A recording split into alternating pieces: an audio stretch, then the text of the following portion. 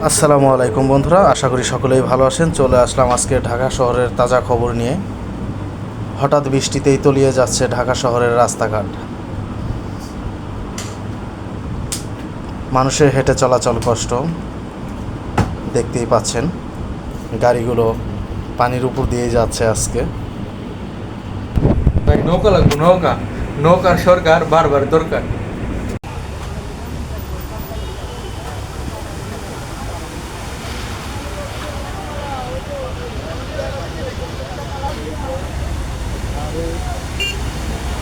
এই হলো রাজধানীর অবস্থা, ঢাকা শহরে বৃষ্টির পানিতে তলিয়ে আছে